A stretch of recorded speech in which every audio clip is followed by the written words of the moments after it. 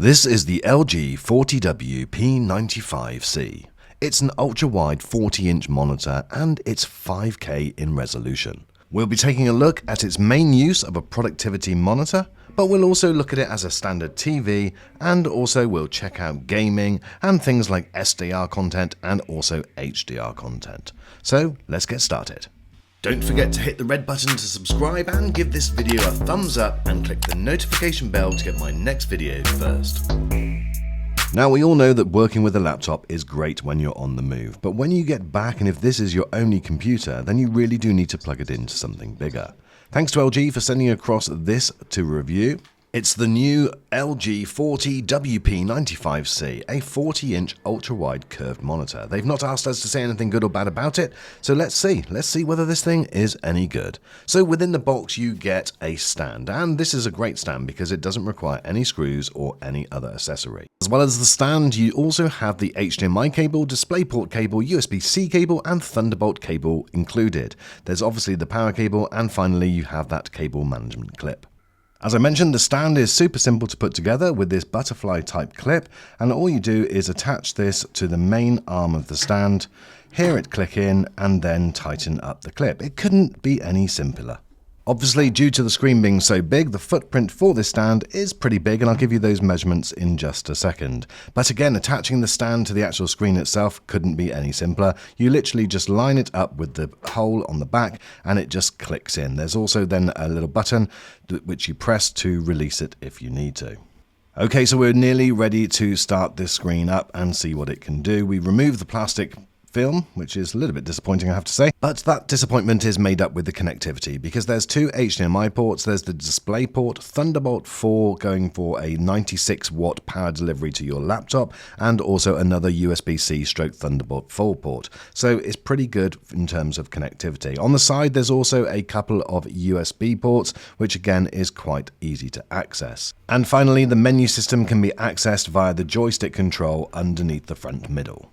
Now, you may be concerned with a monitor of this size that it sits too much on the desk, but this is actually very shallow. It's just around 10 inches from front to back, and that's the actual stand, and the screen is a few inches further back than that. The width of that measurement across the stand base is 22 inches, so it does take up a little bit of space, but it's not too bad at all. There's a reasonable height adjustment of 11 centimeters, and the tilt range is from -20 degrees to 5 degrees. If you wish this to go into portrait mode, well, you're going to be disappointed because it will not rotate into portrait mode, but you have got a swivel range of -15 degrees to +15 degrees.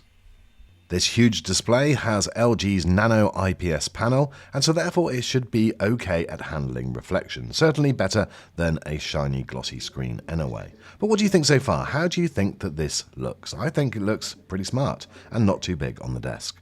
Right, let's do a quick reflections test. Now, as you can see, I've got the reflections test on, and I'm going to open the blind from the window which is directly behind. Now, as you can see, if that window is opening directly behind, then you are going to see it clearly on the display. And even though this is a matte display, it doesn't do a brilliant job of handling that reflection.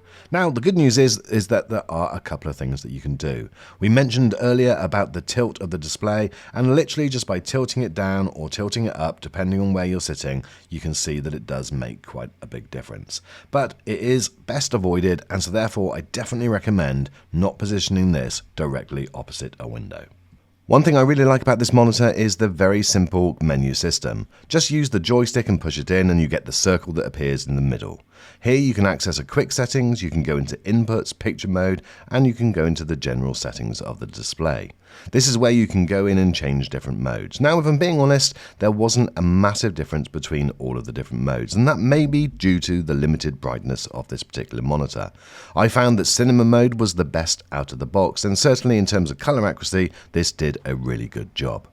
The monitor is equipped with an adaptive sensor so that you can go into auto brightness and it will adjust the brightness down to the recommended setting for your environment. However, I would say that I found that a little bit dull, and so therefore just having it on maximum brightness for me in pretty much every situation was definitely the best. There are built-in speakers on this monitor, and this is how it sounds. Not intrusive, and you're not going to notice them.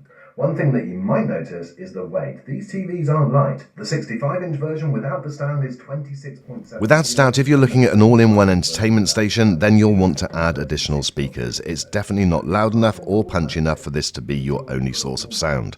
However, if this is mainly a productivity monitor, then I think it'll be absolutely fine. It will not cause you any issues at all.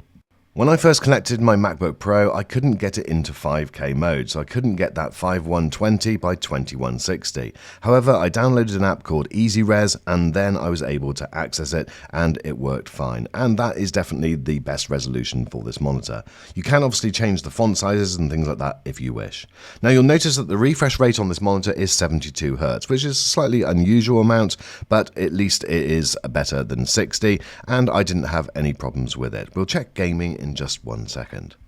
Without a doubt, the single cable connectivity to a laptop is definitely an added advantage, and here with the second Thunderbolt port you can also daisy chain this, so if you wanted to have two of these things together, I don't know why you would, but if you needed two of these, then you can do that just with an extra Thunderbolt cable. It really is excellent for that purpose.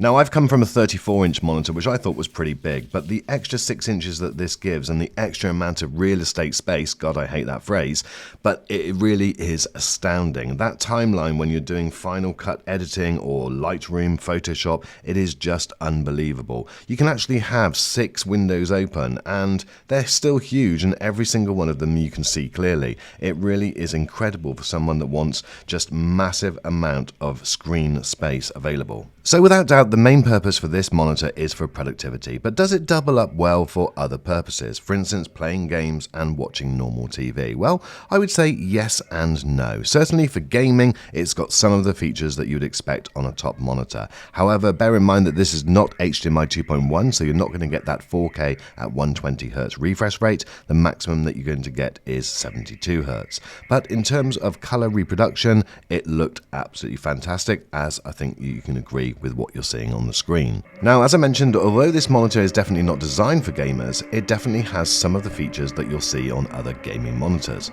So it does have FreeSync availability, but obviously that is limited to a variable refresh rate up to that 72 Hz refresh rate. Now, I think it does a pretty good job, and for the occasional and casual gamer, it's not going to cause any issues at all.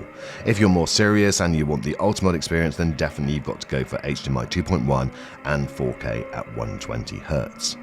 If you are concerned about the input lag, then don't worry, this is very low at 7.4 milliseconds.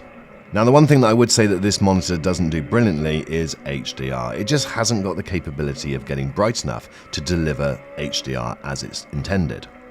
The main weaknesses seems to be in the extreme ends, so the darks just don't get dark enough, it's more of a dark grey rather than a black, and so therefore you definitely lose detail within the shadows. And likewise the other end on the highlights, it can get overblown in some scenes, and so therefore you're not getting the crisp image that HDR is intended to deliver. Those same issues also transfer if you're watching a movie. Now, don't get me wrong, you can definitely get away with using this as an all-in-one monitor.